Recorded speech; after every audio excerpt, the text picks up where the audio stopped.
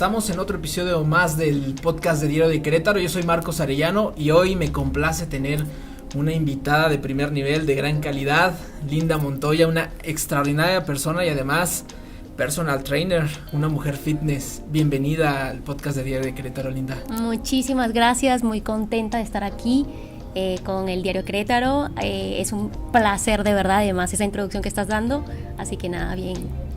Muchas gracias por la invitación. Un gusto tenerte por acá, Linda Montoya, y más que una entrevista, quiero que sea una charla amena.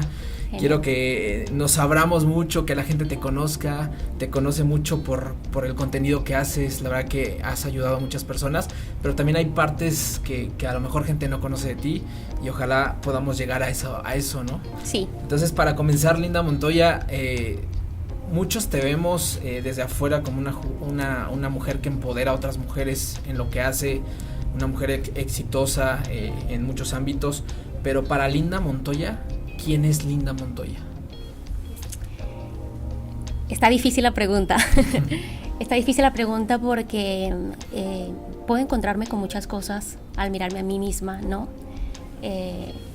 Solo uno sabe, ¿no?, qué es lo que lleva adentro. Y nosotros ya habíamos conversado antes, ya tú en especial sabes algunas cositas de mí, pero yo creo que Linda se define primeramente por ser una persona resiliente, ¿ok? Linda es una persona que ha tenido que enfrentar cosas y obstáculos como muchísimas otras personas, ¿no? Y que afortunadamente ha sabido tomar esos obstáculos de forma positiva para dar pasos, ¿no?, en frontal y aprender de ellos y compartir esa experiencia para todas aquellas personas, todas aquellas mujeres, chicas que sienten que un problema personal es un obstáculo que bloquea por completo ese deseo de salir adelante, esa meta de querer alcanzar algo y que seguramente pareciera ser imposible, ¿no? Entonces es bastante gratificante para mí estar acá compartiendo en este momento esto que pienso, ¿no?, sobre mí, ¿no? En lo personal, por supuesto, tengo muchísimas cosas que mejorar aún, tengo muchísimas cosas en las que trabajar, nadie es perfecto, claro. Pero sí soy una persona que afortunadamente tiene la bendición de poder decir, supo sacar lo bueno, ¿no? Supo sacarle el limón a ese jugo, ¿no? Y prepararse una buena limonada, tomársela bien sentadita y bien contenta, ¿no? Entonces, claro. Yo creo que es eso, fuerza interna. Claro, lo que muchas mujeres intentan, ¿no? Sí. Día con día, y que eres un ejemplo para todas ellas. Eres una mujer que viene de otro país, eres venezolana. Correcto. Sé que la situación en tu país es complicada, no solo en el tema económico, en muchos factores, pero también sé que viviste una situación personal complicada, ¿no?, con tu mamá. Cuéntanos un poquito de esta vivencia, esta experiencia que me imagino que marcó tu vida. Sí, bueno, efectivamente, como dices, soy venezolana. Crecí prácticamente viendo un mismo gobierno, así que vengo de un país, de una dictadura, claro. ¿no? No es fácil creer en un país en el que políticamente se vive de esta forma, ¿no? Sin embargo, tuve la dicha de que tuve una familia bastante trabajadora, numerosa, y yo creo que de ahí parte esa resiliencia que Linda tiene, ¿no? Desde muy pequeña tuve que vivir la experiencia de padres divorciados, mamá soltera, así trabajadora, buscando sacar a sus hijas adelante, y todo este tema, como hasta los 10, 11 años más o menos, mi mamá rehace su vida con otra persona. Para uno es difícil, ¿no? Pues tan joven, ve que su mamá o que sus padres están separados, ¿no? Entonces ahí empieza a ponerse la situación un poco color hormiga. Sin embargo, ya mi mamá venía preparándonos psicológicamente para ser personas fuertes. Yo creo que todo sucede por algo, ¿no? Y efectivamente ya nos creó para ser unas personas fuertes, y seguramente era porque algo sentía ella como madre, ¿no? Que debíamos de ser unas personas fuertes para poder salir adelante. Desafortunadamente a los 16 años, y digo desafortunado porque ahí es que yo me alejo de cierta forma de mi familia en Venezuela, ¿no? Tenemos que emigrar nosotras, mis hermanas y yo, a otro país, a Bogotá, nos fuimos para Colombia. Yo me fui para empezar pues una nueva vida, ¿no? Universitaria. Recuerdo mucho que estaba bastante en contra de la opinión, de la decisión que mi mamá había tomado con su pareja. Pero así se dio, ¿no? Cuando eres menor, pues te riges como por lo que tus papás deciden por ti, ¿no? Claro. Lo que ellos creen que es mejor para tu futuro. Claro. Y así fue. Llegamos a Colombia, a una nueva vida, lejos de la familia. Mi mamá luchó muchísimo para que nosotras nos adaptáramos a ese estilo de vida, porque yo soy la mayor, yo tenía 16 años en ese momento, o sea, imagínate tú. Mis hermanas eran menores, así que era también más difícil para ellas, exacto, ¿no? Emocionalmente, porque mi mamá y su pareja, ellos estaban al pendiente de nosotros allá, pero no del todo, no al 100%, ¿no? Por ejemplo, mi mamá estaba un mes con nosotros allá y se pasaba 4 meses en Venezuela, volvía y nos visitaba un mes y estaba otra vez 4 meses en Venezuela y así, ¿no? 3 meses y así. Entonces era como más el tiempo en que no nos veíamos que en el que nos veíamos. Claro. ¿Vale? Estábamos nosotras 3 solas en el departamento con una persona que pues se encargaba de ayudarnos en casa, ¿no? Que la comida, que la ropa, que, ¿no? Mientras nosotras estudiábamos. Afortunadamente no nos faltaba nada económicamente, estábamos muy bien posicionadas, estábamos tranquilas en ese tema, no había algo que nos preocupara en ese sentido. Ellas estaban en el colegio, yo estaba en la universidad, estaba estudiando medicina. En una universidad bastante reconocida en Colombia, se llama la Universidad de La Sabana. Okay. Y todo andaba súper bien cuando de pronto un día, 2009, yo vengo llegando de la universidad, era más o menos las 3 de la tarde, y recibo una llamada de mi hermana, la del medio, ¿no? La que me sigue, que nada más tenemos 1 año de diferencia. Y ella me dice, llorando, Linda, a mi mamá la secuestraron. Y yo... ¿Cómo así? O sea, no se me olvida jamás que te entra como un pitido en el oído, así como ti, ¿sabes? Sí, claro. Y empiezas a temblar y de pronto no escuchas nada más que eso último que te dijo. ¿Y cómo así? ¿Pero cómo así que la secuestraron? No sé nada más, solo sé que esta mañana la secuestraron. La secuestraron a las 7 de la mañana más o menos, ¿cierto? 7 de la mañana y yo me estaba enterando a las 3 de la tarde. ¿Ok? Entonces, imagino que fue que a esa hora fue que llamaron y efectivamente confirmaron que era un secuestro, ¿vale? Fue bastante complicado porque en ese momento estaba toda mi familia, mi familia materna, atravesando por una situación de que mi abuelo, el papá de mi mamá, estaba enfermo, ¿no? Mi mamá en ese momento estaba saliendo de su casa, ella vivía en una finca, ¿no? Que quedaba muy cerca de la carretera nacional y estaba saliendo a esa hora para ir a la clínica a visitar a mi abuelo, a su papá, ¿vale? Entonces, en ese momento todos estábamos con esa energía de que el abuelito mejorara, el abuelito estaba hospitalizado y todo el tema, y nos enteramos de esa situación. Entonces fue bastante complicado porque nosotras estábamos lejos, ¿no? A ellos los secuestran juntos, así que a ella y a su pareja, así que prácticamente todas quedamos así como atadas de mano. A nosotras lo primero que nos dicen es, no le digan nada todavía a la niña, a mi hermana menor, porque era muy pequeña. Mi hermana y yo sí nos llevamos como 8 o 9 años de diferencia más o menos con ella. En ese momento ya tenía 10, 11 años, o sea, era muy, muy joven todavía y ella era muy apegada a sus papás. Entonces, más difícil aún la situación porque tenemos que disimular delante de mi hermana menor lo que estaba sucediendo, ¿no? ¿Y tú viajas de Colombia a Venezuela? No, nosotras no podemos viajar. ¿Se quedaron en Colombia? Claro, nos quedamos en Colombia porque nosotras no somos independientes económicamente en ese momento, así que no sabíamos qué hacer. Y sobre todo porque nos dicen, no le pueden decir nada a su hermana menor, no le digan nada porque, bueno, esperemos que no sea algo que de verdad sea un trauma que le vaya a generar, si es algo que se va a solucionar, claro, ¿sabes? Claro. Entonces, irnos nosotras a Venezuela sería como algo muy sospechoso para ella, pues porque inteligente y grandecita también estaba, o sea, eran 10 años, ya entiende, ¿me entiendes? O sea, claro. ¿Por qué estás viajando? Linda, ¿por qué estás llorando? Lady, ¿por qué estás llorando? ¿Qué está pasando? ¿Qué no me quieren decir? Entonces, tener que disimular, ¿no? Llegar seria, ella haciendo las tareas, te pregunta algo y tú bien seria con ella, tratando de no tratando de pasar la mayor parte del tiempo posible como fuera de casa para disimular y poder llamar, poder estar como en contacto con la familia y preguntar qué es lo que está pasando allá en tiempo real, porque era irreal para nosotras en realidad, o sea, era algo como... No es verdad, porque no lo estabas viviendo ahí en carne propia. No creías que te estaba pasando, era como otra realidad. Exacto, era otra realidad, era otra cosa que es bastante difícil de explicar. Y bueno, así se dieron las cosas en ese momento, fue bastante complicado. A la semana la pareja de mi mamá aparece, ¿ok?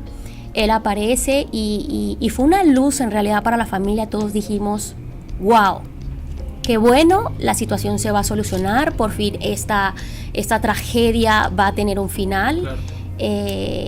Y resulta que no, resulta que la cosa se complicó muchísimo más, resulta que él llega y por el contrario los secuestradores menos se ponen en contacto, menos llaman, cuando se ponen en contacto tienen discusiones con mi padrastro por el tema de lo que estaban solicitando, ¿no? El dinero que estaban pidiendo. Claro. Sin embargo, hasta donde yo tengo entendido, porque como te estoy diciendo, yo no estaba ahí, yo no lo vi, o sea, yo todo lo que estoy contando es porque a mí me lo contaron. Tú lo viviste a mí no me permitieron, lejos. A mí no me permitieron estar ahí en ese momento. Cuando supuestamente llegan al acuerdo de ir a entregar, ¿no? el dinero que están solicitando y todo el tema, efectivamente se hace. Supuestamente la entrega se hace, entonces el canje, ¿no? Es que te entrego el dinero, pues me devuelves a la persona, ¿no? Me devuelves a mi mamá. Pues supuestamente el dinero se entrega, pero no devuelven a mi mamá. Por el contrario, devuelven unas fe de vida, ¿no? Unos audios, unas cartas, etcétera. Pues mi familia confirma que efectivamente sí es la voz de mi mamá, que efectivamente sí es la letra pulso de mi mamá, y todo se vuelve bastante extraño, ¿no? Porque ¿cómo así? Te entregué lo que me pediste, ¿por qué no me la devuelves? ¿Por qué me estás entregando esto? Yo no quiero esto. Claro. Yo quiero que me la devuelvan, ¿no? Más angustia para nosotras porque sí se entregó, nos dicen, sí se entregó el dinero, pero no la devolvieron a ella, no sabemos qué está pasando, llamas y no te quieren dar, ya no te quieren contar qué está sucediendo, porque ya no saben qué decirte, claro. ¿No? Ha pasado más o menos un mes desde la situación. Esta persona, la pareja de mi mamá, se llega hasta Bogotá, ¿no? A darle la cara a su hija, porque mi hermanita ya está bastante angustiada y está teniendo comportamiento extraño en su colegio. Ya habían llamado varias veces la psicóloga del colegio a decir que Paola estaba rara, que Paola estaba bajando su rendimiento cuando era una persona de las mejores de su salón. Pero ella todavía no sabía en ese momento. Ella todavía no sabía, ¿no? Porque todavía no veía a su papá. Ya había hablado por teléfono con su papá desde la semana en la que él aparece, ¿no? Pero la respuesta que él le da es, tu mamá está muy ocupada y no puedo hablar contigo, amor. ¿Ok? Tu mamá ahorita en este momento está visitando a tu abuelita y no puede hablar contigo. Sí, siempre le daba una excusa, siempre. Mi hermana, ella nos preguntaba a nosotras, ¿ya hablaron con mi mamá? ¿Ya hablaron con mi mamá? Y nosotras, sí, ya hablamos, tenemos que decirle mentiras, ¿no? Y así se dieron las cosas, ¿Y por qué liberaron a él antes? O sea, ¿por qué él sí salió? Él dice que entre las conversaciones, cuando se ponen de acuerdo a decir, bueno, ¿cuál de los dos vamos a soltar? Porque supuestamente ellos, pues como personas independientes económicamente, pues saben negociar, ¿no? Okay. Él se dedicaba a la ganadería, mi mamá siempre, por mucho tiempo, fue gerente de un banco muy importante en Venezuela. Okay. Entonces son personas que sabían comunicarse, que sabían negociar, entonces supuestamente lo que él cuenta, ¿no? Es que ellos tratan de negociar con estas personas y en ponerse de acuerdo en que a uno de los dos lo soltaran, los liberaran, para que fuera más fácil para ellos conseguir el dinero y hacer la entrega. Ya entiendo. ¿Me entiendes? Entonces, así se dieron las cosas. Y él dice que en esa discusión, en esa negociación que tuvieron interna con las personas, con los secuestradores, decidieron que fuera él. ¿No? Es lo que él dice. Claro. Bueno, efectivamente, ya está él ahí, ha pasado más o menos un mes, cuando de repente él llega hasta Bogotá, pues a ver, ¿no? De cerca a su hija, a tratar de calmar a su hija, no sé qué. Mi hermanita era de las personas que hablaba con mi mamá 4 o 5 veces al día, igual nosotras. Entonces ya se estaba volviendo bastante complicado seguir diciéndole mentiras, ¿no? Sí. Y claro, él llega a ir a darle la cara y nos conseguimos con la sorpresa de que él está bastante extraño con nosotras. bastante extraño, y de pronto nos dice, niñas, recojan sus cosas, hagan una maleta cada una y vayan y compartan con su familia, que en este momento están pasando un momento bastante difícil. Eso es lo que él nos dice, ¿no? Su abuelito sigue muy enfermo en la clínica. Mi abuelo nunca se enteró en vida que a mi mamá la habían secuestrado. Él luego, meses después, muere sin saber que su hija estaba secuestrada. Una angustia muy grande. Exacto. Él sufría del corazón, ¿no? Claro. Ya estaba hospitalizado y estaba muy mal. Y bueno, efectivamente nosotras hacemos nuestra maleta para ir a visitar a nuestra familia de cerca por lo que estaba sucediendo, a la abuelita, al abuelito, etcétera. Y llegamos allá, llegamos a Venezuela. Qué angustia. Es una situación completamente diferente vivirlo telefónicamente a vivirlo en persona, ¿no? Cuando llegamos allá, algunos días después, 3 días, 4 días después, más o menos, no recuerdo bien, él llama a una de mis tías que me recibió, a una de las hermanas de mi mamá, y le dice, ellas no pueden devolverse, ellas no son mis hijas, yo lo siento y lo lamento mucho, pero ya no me puedo hacer cargo de ellas. Y se vuelve muchísimo más extraño aún, porque todos decimos, ¿cómo si estás luchando por la vida de tu pareja, ¿ok? Abandonas a sus hijas en medio de esa búsqueda, de esa negociación? Sí. Entonces, ¿cuál va a ser la respuesta que le vas a dar a tu pareja, ¿no?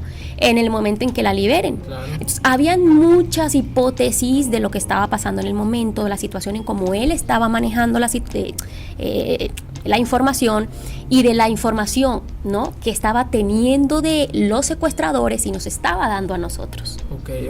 ¿Vale? Muchas inconsistencias. Muchas inconsistencias, demasiadas inconsistencias. Entonces, la vida de Lady y de mi hermana y de mí se complica demasiado porque nosotras quedamos prácticamente, pues, en la calle. ¿Ok? Sí. Nosotras pues no contábamos con un papá desde niñas, desde bebés, creo yo. Y mi mamá pues sí era mi mamá y mi papá, ¿no? Aunque tuviera su pareja, viviéramos todos como en familia, una familia completamente normal, ¿no? Claro. Fue muy difícil la situación que estábamos viviendo porque no esperábamos esa reacción de su parte.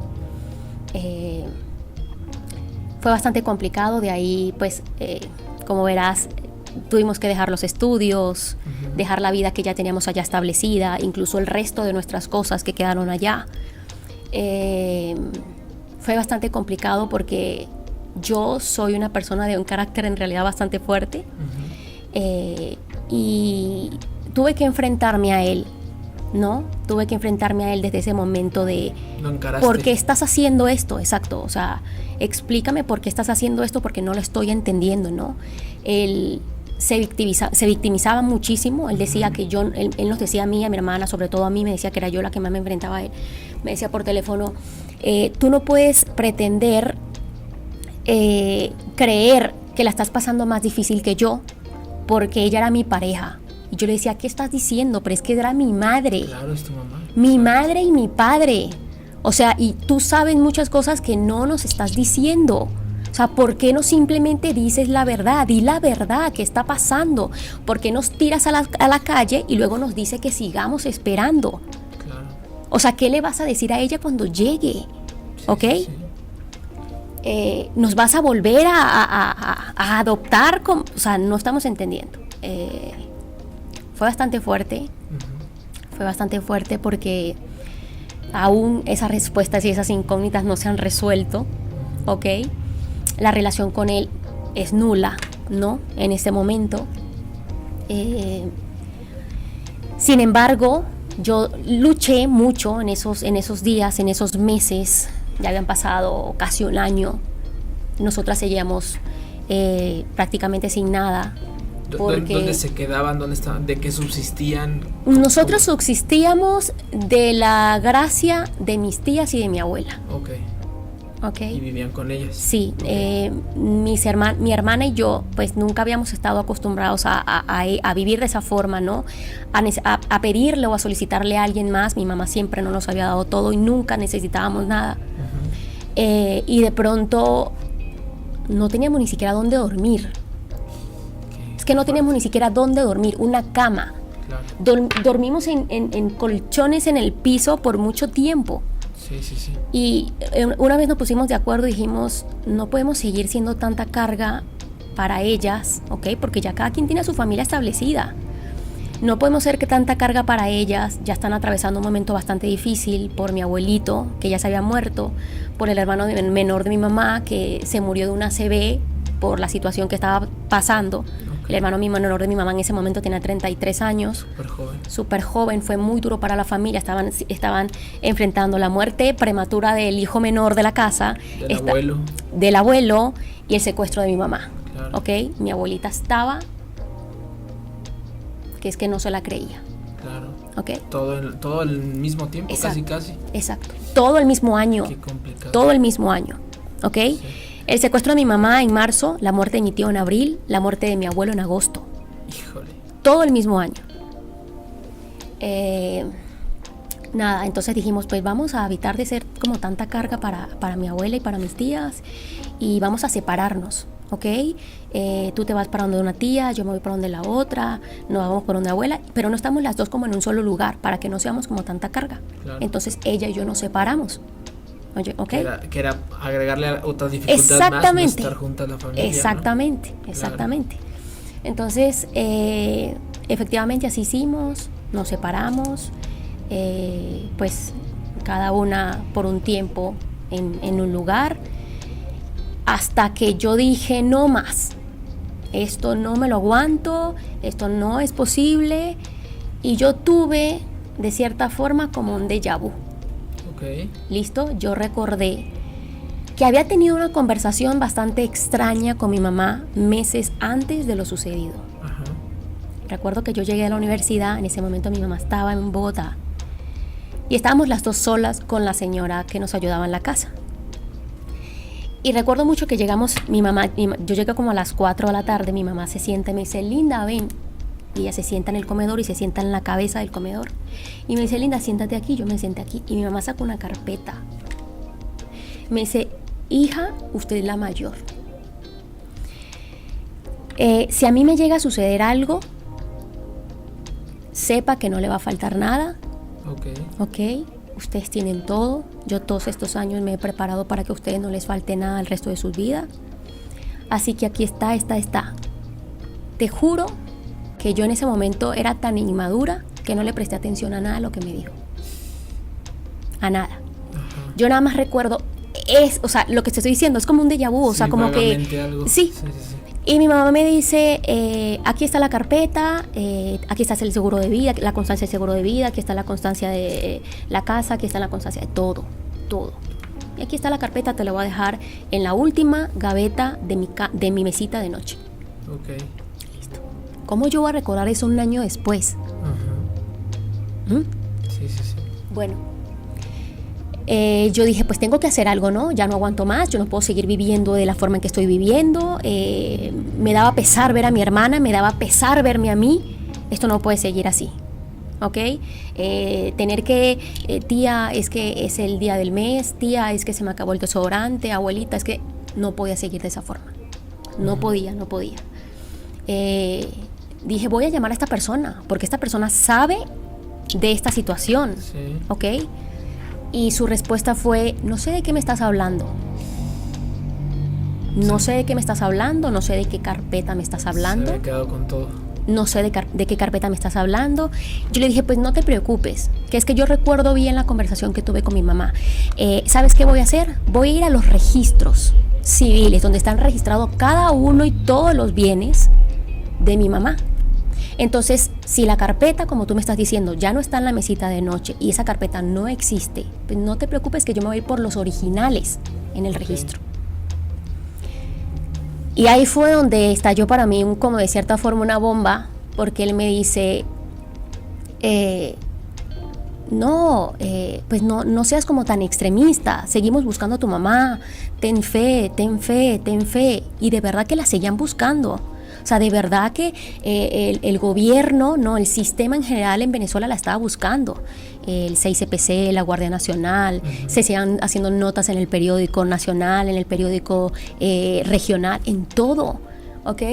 Y llega un punto en el que en esa conversación en la que yo le estoy diciendo a él que yo ya no puedo seguir viviendo así, que él me dice, sigue esperándola, ya va a llegar, como de cierta forma diciéndome que yo estaba actuando mal y que si mi mamá volvía se iba a molestar, ¿sabes?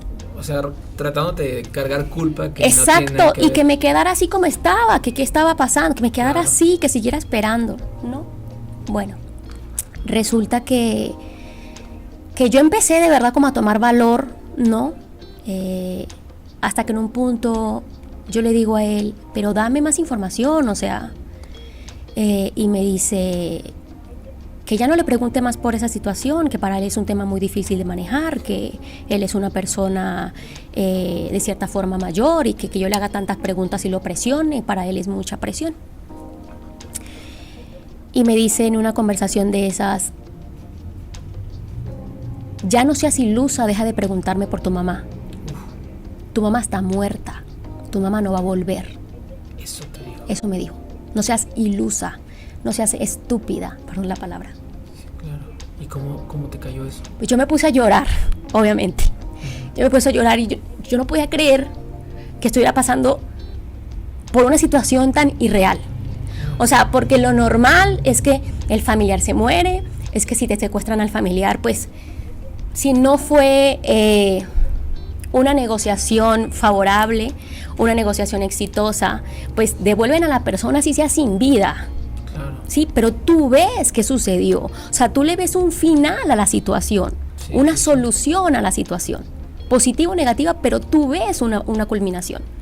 Y nosotras no veíamos nada de eso, nada, ¿no? Entonces, fue muy difícil escuchar esas palabras de él, no se me van a olvidar, yo no las olvido en realidad. Tu mamá está muerta, así, fríamente, me lo dijo. Y ahí fue donde la relación por completo terminó. ¿Tú consideras que él tuvo algo que ver en este tema del secuestro? Yo no puedo decir, porque no tengo pruebas, ¿vale? De que él tuviera algo que ver, pero sí puedo estar segura, porque es que lo siento, que él sabe muchas cosas. Y que hasta la fecha no han salido a Que la él luz. sabe muchas cosas, porque tú no puedes abandonar a la mamá de tu hija, a las hermanas de tu hija, ¿ok? Porque mi hermana menor sí es hija de él. Tú no puedes abandonar o tirar a la calle en una situación tan difícil cuando tú sabes todo sobre esas niñas, todo. 2 meses después del secuestro, era que ya sabías que algo andaba mal. Eras que ya sabías que ya no iba a volver. Por eso estabas desprendiéndote de una obligación o de algo que tú creías que era una obligación para ti. Claro, ella ¿Ok? ya tenía esa información. Exacto. Que nunca se las dijo a ustedes. Exactamente. Entonces, yo no puedo decir quién es culpable o no. Yo sí siento que él o personas cercanas pudieran estarlo, pues porque así resultan estos casos, ¿no? Que quien pasa información, que quien hace que todo se dé perfecto, la forma en que pareciera que se dio, ¿no? Para quien lo cometió, para quien cometió este hecho, pareciera que estaba cerca, ¿no? Y yo no sé, pero yo siento que sí sabe muchas cosas. Yo siento que no ha sido sincero. Claro. Y creo que sí es cierto, no ha de ser fácil para él ocultar una mentira tan grande o ocultar información tan fuerte, ¿no? Pero creo que sí sabe muchas cosas. Claro, y de cuando se da esta situación de que ya te enteras y te dice pues de esa manera tan cruda, tan fría, la realidad de lo que estaba pasando, ¿qué haces después? O sea, ya que sabes lamentablemente que tu mamá no va a regresar, ¿qué haces? ¿Cómo tomas cartas en el asunto? Obviamente eres responsable de tu hermana, ¿no? ¿Qué pasó después de eso? Ahí es donde Linda se empodera. Okay. Ahí es donde Linda se empodera porque Linda decide estudiar o retomar sus estudios. Linda decide recuperar los bienes de su mamá. Linda decide investigar qué le está pasando a su mamá o qué le pasó a su mamá. Así que yo dije, ya no puedo seguir esperando acostada en una cama con tanta ansiedad, encerrada en una casa con tanta ansiedad y esperar a que las cosas se solucionen. Tengo que hacer algo. Entonces no se me olvida que luego de esas conversaciones con él pasé unos días muy difíciles, pero fueron unos días que me permitieron ver con más claridad, de cierta forma, lo que yo debía hacer, ¿no? Y era que no me podía seguir quedando cruzada de brazos. Entonces me fui a una universidad privada a averiguar qué hacía para retomar mis estudios. Ya en Venezuela. En Venezuela, claro. En Venezuela estaba tomando en cuenta que no tenía el apoyo, que todo lo que tenía que hacerlo por mis propios medios, ¿ok? No me iba a pagar una universidad, un familiar, no me iba a pagar la universidad, un ángel de la guarda, tenía que hacer todo yo, ¿no? Así que efectivamente lo primero que hice fue ir a un registro. En Venezuela le dicen registro civil, ¿no? Y es donde tú vas y solicitas el bien o el registro, ¿no? Las escrituras del bien de quien vayas. Exacto. Yo fui, pedí los de mi mamá. Pues afortunadamente, como ya había constancia de la situación de mi mamá, pues yo llegué con una constancia del 6CPC, que era como el centro de investigación política allá en Venezuela, de la Guardia, tenía un registro de todo. Entonces yo fui y les dije como, bueno, acá está, esta es mi situación. La persona del registro me ayudó, me dijo, conozco bien el caso, fue una situación a nivel nacional, así que no te preocupes, te vamos a ayudar. Me dieron la información, así que yo fui y me senté otra vez con esa persona, le dije, listo. Recuerdo mucho que lo que me ayudó fueron unos locales en alquiler, en renta que mi mamá tenía. Resulta que ninguna de estas personas estaba pagando alquiler. Okay. Mi mamá no les cobraba. Okay. Porque 2 de esos alquileres los estaba usando él. Él tenía una cadena de televisión por cable. Okay, sí. Entonces el edificio era de mi mamá, ¿vale? Pero la empresa de televisión era de él. ¿Listo? Y el otro local era un local de una prima segunda de mi mamá. Y bueno, pues yo llegué y les dije, listo. Este local llega así, literal, llega al local. Le dije, local por local, le dije, bueno, vengo aquí con este documento es de mi mamá. Efectivamente consta de que mi mamá es la dueña de este local, de que usted está en renta. Y de que nada, bueno, tenemos que ponernos al día, ¿no? Ya ustedes afortunadamente son familiares, entonces saben cuál es la situación, ¿no? Saben cuál es la situación y bueno, vamos a ponernos al día. Claro. Mi mamá en el momento no les cobraba a usted dinero por el uso, por la posesión del bien, porque ustedes pues eran familiares y ella no necesitaba el dinero. Sí. Pero ahora nosotras lo necesitamos, ¿vale? Así que fue bastante difícil porque no querían. Claro. Él no quería. La prima de mi mamá no quería. Luego ella entendió, así que efectivamente llegamos a un acuerdo. Todo se hizo legalmente, por supuesto, ¿no? Se realizó un documento, se registró el documento en el que, bueno, arrendatario, arrendador, y empezaron a cumplir con su obligación, ¿no? Los 2 locales. Los 3 locales. 3. Eran 3 locales, ¿no? Entonces empezamos a recibir dinero por esos 3 locales.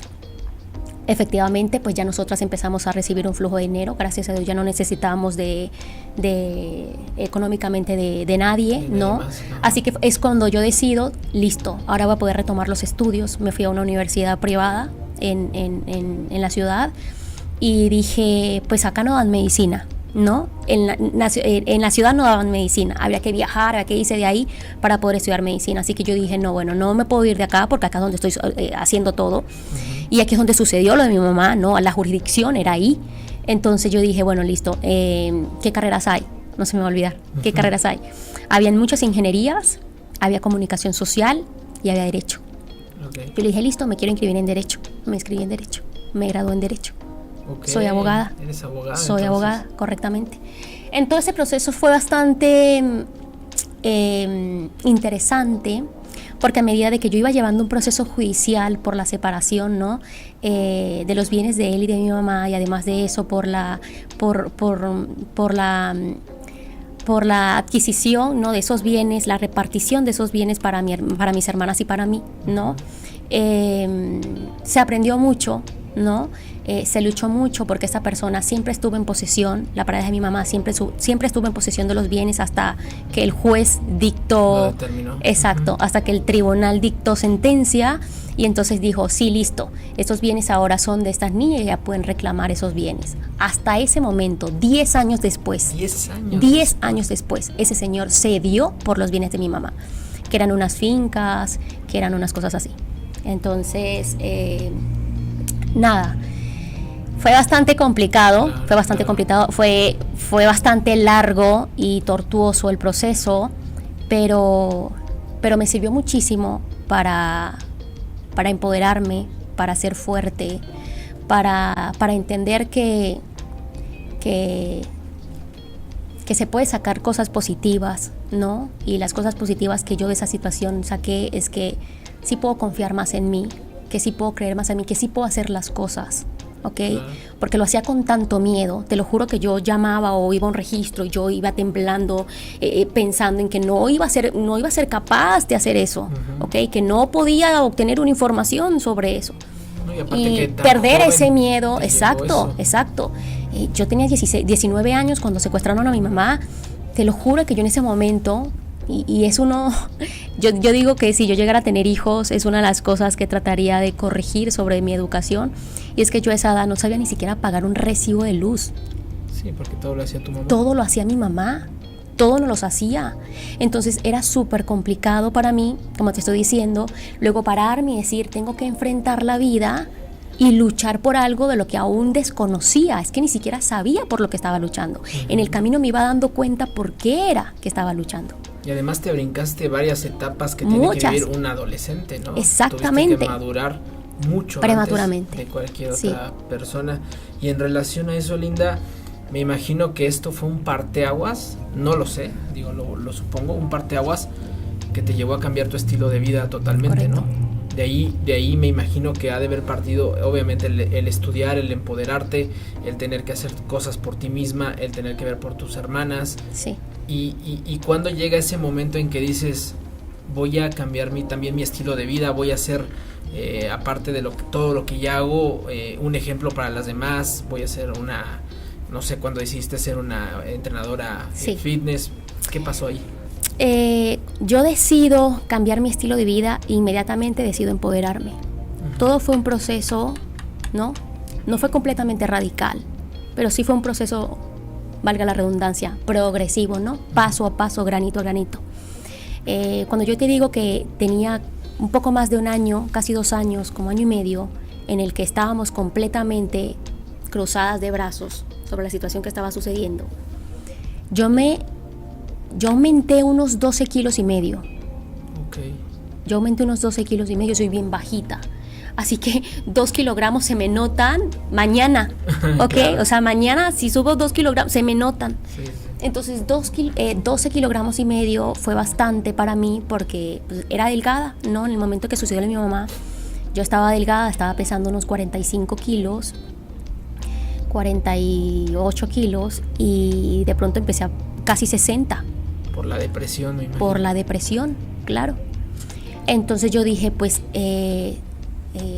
claro, en ese empoderamiento, yo dije, no puedo seguir así. Entonces, de las recomendaciones que me hizo mi psicólogo, porque yo fui a una sesión de psicólogo en el momento en que mis tías me ven tan mal, una tía me dice, Linda, tienes que ir al psicólogo, tienes que buscar ayuda, no puedes seguir así.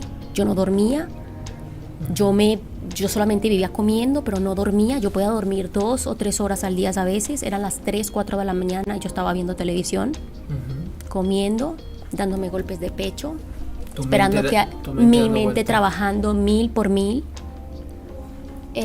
Y bueno, entre esas recomendaciones que me dio la psicóloga, que me hizo tomar fuerzas, me hizo entender que el trabajo tenía que empezar por algo interno, que para poder creer más en mí, tenía que empezar a trabajar ese yo interno, que yo tenía muchas carencias, ¿no? Desde el hecho de que venía de padres divorciados, la ausencia de un papá, etcétera, lo que estaba sucediendo con mi padrastro, en fin, que tenía que trabajarlo, ¿no? Que tenía que empezar a abrazar a ese niño interior que yo tenía.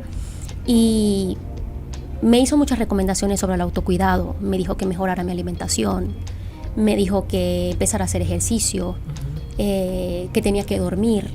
Así que dejé de tomar pastillas para dormir, dejé de esconder comida debajo de la almohada, dejé de pasar todo el día acostada, salí a caminar, pasaba más tiempo fuera de la habitación, y así empezaron las cosas, ¿no? Así empezó Linda a sentirse mejor, a tomar más empoderamiento, a hacerse más fuerte, ¿no? Física y mentalmente.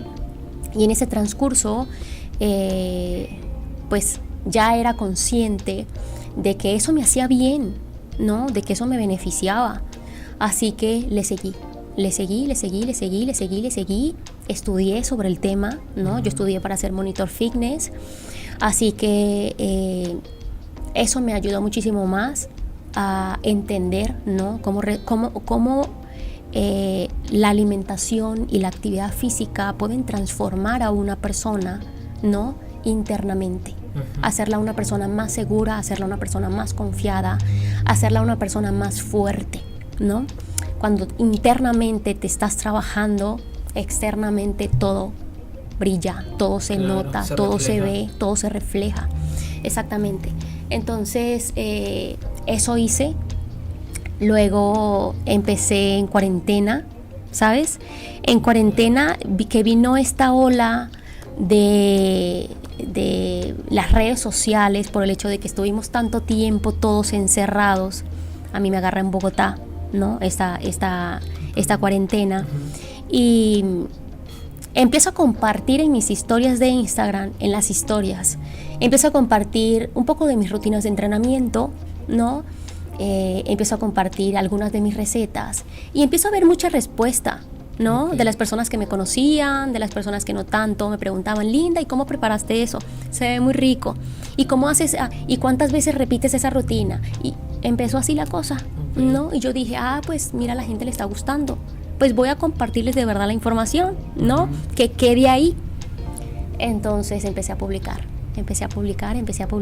y afortunadamente hoy ya somos más de 1.200.000 seguidores en Instagram, casi 1.600.000 en TikTok. Okay. Y de verdad ha sido bastante gratificante la respuesta que he tenido en ese camino. Y hace poco, no sé si ya te enteraste, claro que sí, me tomé con la sorpresa de que se ponen en contacto conmigo Nike. Ok, fue una sorpresa bastante wow, la cabeza me explotó, yo no lo podía creer.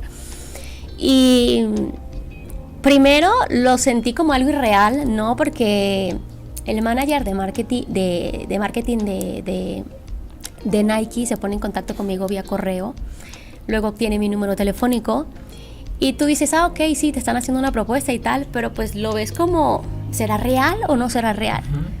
Y bueno, muy chévere. Me dice, bueno, Linda, ya esto, el paso a seguir es recibir el contrato, pero eso no depende de mí, eso depende de la sede principal de Nike, ¿ok? De los abogados de Nike, así que pudiera demorarse más o menos un mes. Okay.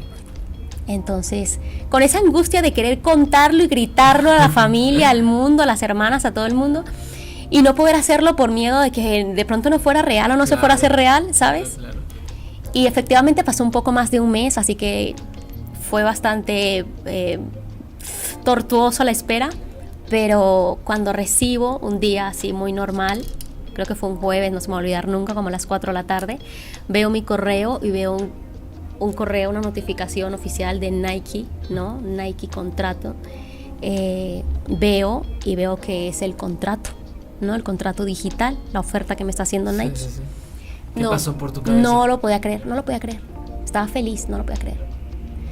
Pensaba en mi mamá, pensaba en mis hermanas, pensaba en si de pronto yo hubiera tenido este tipo de resultados, este tipo de ¿cómo te digo yo? De trabajo, ¿no? Si la situación hubiera sido diferente. Exactamente, justo eso es lo que te iba a preguntar. ¿Tú crees que si no hubieras vivido todo esto, no lo sé, tendrías el mismo resultado? No lo sé, tal vez no. Porque es un motivador extra. Exacto, exacto. Tuve que trabajarme mucho internamente luego de tener el corazón roto por tanto tiempo. Sigue roto, ahora tiene cicatriz, además. Exacto. Pero era un dolor en el pecho que no se te quitaba con nada y que tú decías o haces algo o de verdad vas a morir de angustia, ¿ok? Entonces, tener que sacar fuerzas a partir de allí, yo creo que tal vez no habría logrado todo lo que he logrado hasta ahora, no habría tenido la confianza. ¿Y por qué elegiste México? Es decir, eres venezolana, viviste mucho tiempo en Bogotá, en Colombia, ¿y cuándo tomas la decisión de decir, me voy a México? ¿Y por qué México, no? Sí, pues no estaba en mis planes México, no conocía México. Okay. Y un día con mi pareja, ¿no? Yo ya tenía mi pareja en cuarentena, ya vivíamos juntos y habíamos tenido una pérdida, en realidad. Okay. Yo estuve embarazada en el 2019 y estábamos muy contentos con el embarazo. Y cuando fui a mi control para saber el sexo, el doctor me dijo, Linda, tu bebé no tiene pulso. Así que fue otra sorpresa que me tuvo que hacer la vida. Otro golpe duro. Para ser fuerte. No sabía que lo tenía ahí sin vida, ¿no? Así que fue una sorpresa bastante dura para nosotros porque estábamos muy emocionados por saber el sexo del bebé. Y resultó en una cirugía, en un tratamiento de emergencia, porque no sabían cuántos días tenía con el bebé sin pulso. Okay. Así que en ese momento, ese año también fue muy difícil para nosotros, cambió por completo. Yo emocionalmente estaba muy triste, mi pareja también, y dijimos, ¿por qué no nos renovamos? Nos pegó tan fuerte emocionalmente que dijimos, renovemos, hagamos algo diferente. Hagamos algo diferente, vamos a olvidarnos de lo que pasó, ¿ok? Así que decidimos irnos de vacaciones. Nos fuimos de vacaciones en diciembre, noviembre, diciembre para Europa. Okay. Y estuvimos Italia, Francia, España, cuando de pronto en ese viaje yo le digo a Eduardo, ya dije su nombre. Yo le digo a Eduardo, ¿y por qué no nos vamos para otro país? Pues ya somos migrantes en Colombia, ya sabemos cómo es migrar, ya tenemos la experiencia. ¿Por qué no empezamos de cero de verdad? Le digo yo a él. Y él me dice, ¿segura? Y yo le digo, pues sí, o sea, hagámoslo, hagamos algo que de verdad nos renueve todo, ¿ok? Empecemos de cero. Y él me dice, listo, te la compro. Entonces compramos pasajes para marzo, para España. Ajá. Porque él tiene documentos españoles. Okay. Listo. Así que dijimos, pues va a ser más fácil obtener el tema de los documentos. Es muy difícil llegar a un país y pues no tener documentación, sí, claro, ¿no? Entonces, claro, ese papeleo como es muy difícil, dijimos, no, pues vámonos para España, pues porque ya él tiene una ventaja. Y compramos los pasajes. Pues resulta y acontece que en Colombia cerraron el aeropuerto por cuarentena en febrero. ¿En febrero fue más o menos? Marzo. Ajá. Justo días antes. Comprado los boletos, sí, ya todo. Exacto. Okay. Pero la medida fue tan fuerte en Colombia por la cuarentena, tan fuerte, que solamente podían viajar las personas que vivían, que ya estaban residenciadas en ese destino. España, claro. En España o en el destino que fuera, ¿ok? Y yo iba a entrar a ese país como turista. Sí. ¿Vale? Entonces no podía. Uh-huh. Así que obviamente eso quedó aplazado. Le dijimos a la aerolínea como, bueno, ¿qué hacemos? La aerolínea nos dijeron, bueno, pues escojamos otro destino. Bueno, ¿qué países están abiertos? Muchos países estaban cerrados. De los pocos países que estaban abiertos era México. Uh-huh. Así que nosotros dijimos, pues no conocemos México, pues vamos a México a ver qué tal. Nos vinimos para acá. Que empezó también como unas vacaciones. Empezó también como unas vacaciones, exactamente. Entonces llegamos fue a Cancún, ok, así que pasamos unos días en Tulum. Para nosotros fue súper extraño que la situación fuera completamente difícil a Bogotá, a Colombia, porque en Colombia la cuarentena fue la cosa más fuerte del mundo. O sea, es que no podías ni saludarte con el vecino, ok, no podías. Y acá Tenías que otra realidad, y aquí ¿no? parecía que es que no había cuarentena. Sí, caray. No había. O sea, en algunos lugares te decían, por favor, el tapabocas, y ya. Claro. En Colombia no, en Colombia era 1 metro de distancia, no importa si eras familiar, tenías que salir a la calle, era solamente por número de cédula, por tu último número de cédula. Como el pico y placa, sí, como el pico y placa. O por sexo, porque lo cambiaban. Semanalmente o quincenalmente lo iban cambiando. Entonces, hoy nada más, por ejemplo, esta semana nada más pueden salir las mujeres, ¿no? Los días martes, jueves y sábado. Y los otros días pueden nada más salir los hombres. O cosas así, ¿no? Y bueno, fue súper complicado llegar aquí, fue una sorpresa. Parecía que llegabas a otro mundo, ¿no? Exacto, no pandemia, otra realidad, una realidad paralela. Bueno, y llegamos y fue bastante gratificante, de verdad sentir un aire diferente, una brisa diferente. La gente fue muy amable, la comida estaba deliciosa y nos gustó mucho, la pasamos muy rico, pero se acabaron las vacaciones. Fueron 15 días. Así que nos devolvemos a Bogotá y en ese regreso a Bogotá, Eduardo, ahora mi pareja, me dice, ¿y si nos vamos para México? Yo le digo, pues como yo ya estaba decidida que efectivamente quería iniciar de cero en otro lugar, pues yo le digo, ¿seguro? Y me dice, sí, vámonos a México. ¿No te gustó? Le digo, sí, me encantó. Entonces yo le digo, pues de una, vámonos. Entonces me dijo, ¿en serio? Yo le dije, sí, en serio. Buscó los pasajes. Nos veníamos como 2 días después, luego de haber comprado los pasajes. Compramos los pasajes como un viernes en la noche. Nos veníamos el lunes, creo, en la mañana. O sea, casi de un día para otro. Ya. Y así llegamos acá. Y bueno, ha sido una experiencia bastante gratificante, la verdad. Mi situación aquí inició como refugiada, pero ahora tengo residencia permanente. Y estoy muy, muy contenta. La verdad que sí, que México se ha portado como una casa para mí. Qué bueno, qué gusto escuchar eso. Sí. Y estoy viendo, obviamente tu crecimiento ha sido, pues, explotó, ¿no? Yo creo que se detonó muchísimo. La pandemia ayudó, obviamente, a que tus redes sociales, a que fueras conocida. Sí. Hablando, te conozco muy bien a Eduardo. Hablando con ustedes, me sorprendió mucho un dato que me dio, que más del 90% de la gente que te sigue son mujeres. 94%. 94%. Sí. ¿Cómo se logra eso? O sea, es increíble que una persona con más de 1 millón de seguidores y además sea mujer, tenga más del 94% de mujeres. ¿Cómo llegas a eso? Yo creo que la palabra tiene mucho poder. Ajá. Y mi palabra siempre ha sido dirigida a mujeres. Ok, entonces, como siempre me he querido comunicar con ellas, pues es lo que ha traído a mí, ¿vale? Incluso yo siempre que me dirijo a ellas, ¿no? Sí, he visto. Siempre me dirijo a ellas. Muy personal. Tengo muy poquitos seguidores, varones, hombres, y me dicen, porque siempre le hablas solo a las mujeres, nunca nos hablas a los hombres.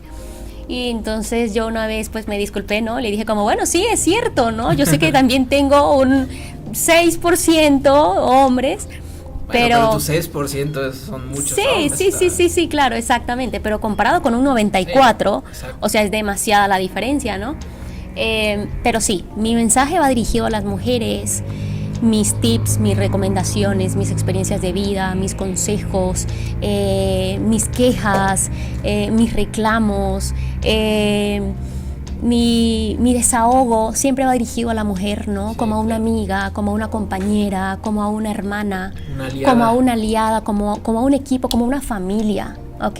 Entonces yo creo que ahí radica el punto del tema, ¿no? Y es que sean 94% mujeres quienes me sigan en este momento. Increíble. Lo mismo pasa en las otras redes sociales, no es nada más en Instagram. También Lo mismo pasa en TikTok, lo mismo pasa en YouTube, lo mismo pasa en Facebook.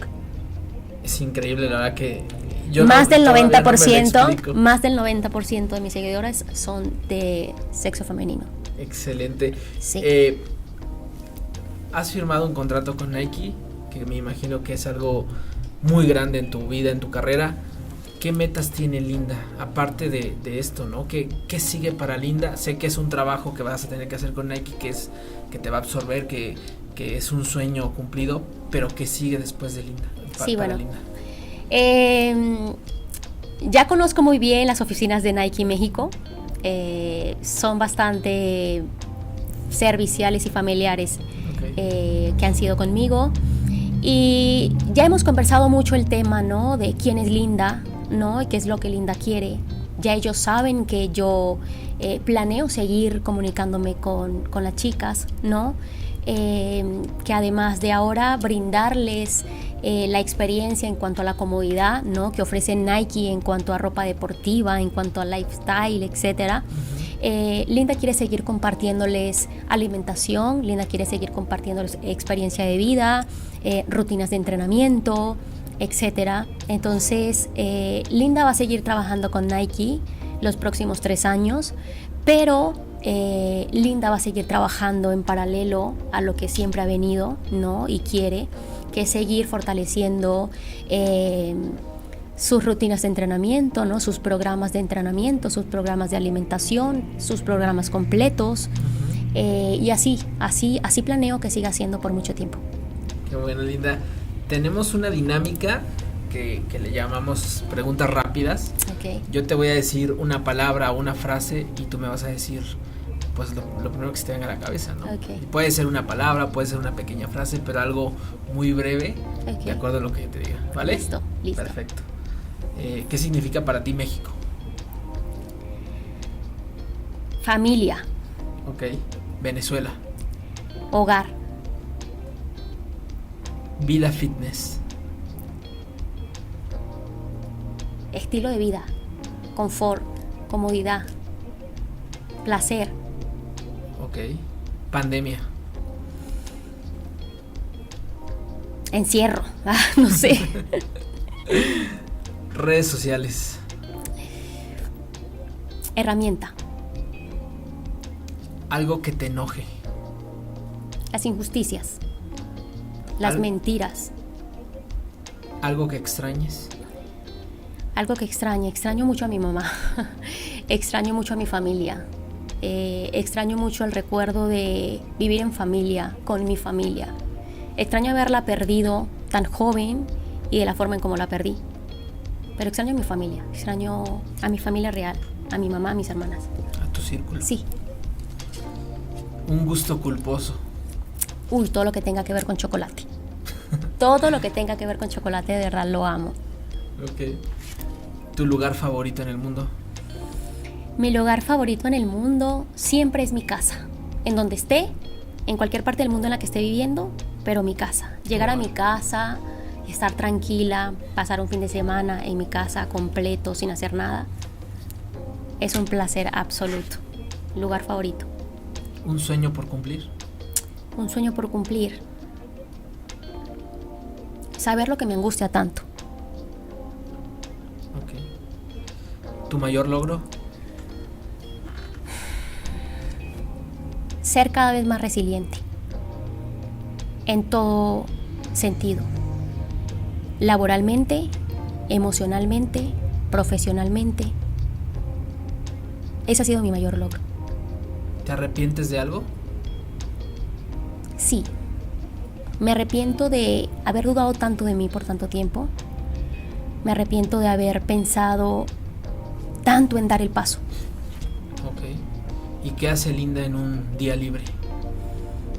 ¿Qué hace Linda un día libre? Generalmente estoy en casa. Linda es una persona bastante hogareña. Estoy en casa. Ok, muy bien. Bien respondido a nuestra dinámica. La verdad es que ha sido un gusto tenerte por aquí, Linda, esta charla tan enriquecedora, conocerte un poquito más a fondo. Creo que mucha gente ve tus redes sociales, ve tu vida fitness, ve lo que comes, ve dónde estás, pero realmente no saben cuál es el origen de Linda, sí, de dónde parte esta imagen, esta fortaleza que expresas en una pantalla, sí, de dónde viene ese origen, ¿no? Entonces, la verdad que fue muy enriquecedor y te agradezco mucho el espacio que nos dedicas a nosotros. No digas eso, para mí de verdad ha sido el placer es mío completamente estar acá, compartir este rato ameno contigo y con el Diario Querétaro, así que espero pronto volver por acá, con Pues, muchas noticias. Esperemos que sí, Sí. Ya nos diste muy buenas noticias. Sí, con muchas noticias. Pero te vamos a esperar con todas las noticias que tengas que decirnos por acá. Correcto. Pues bueno, llegamos al final de este episodio de Diario de Querétaro, del podcast de Diario de Querétaro. Linda Montoya, Marcos Arellano, muchísimas gracias y nos vemos en la próxima edición.